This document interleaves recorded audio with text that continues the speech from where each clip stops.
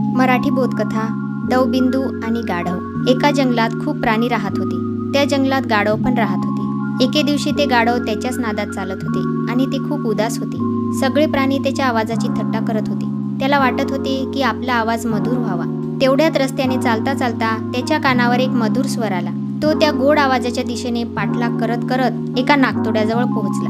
नागतोडा एका पानावर बसून गाणं गुणगुणत होता। तो आवाज ऐकून गाढवाला काही शांत बसवेना। गाढवाने त्याला विचारले, तू काय खातोस, काय पितोस, तुझा आवाज इतका गोड कसा, याचे रहस्य मला सांगशील? नागतोडा खूप खोडकर होता।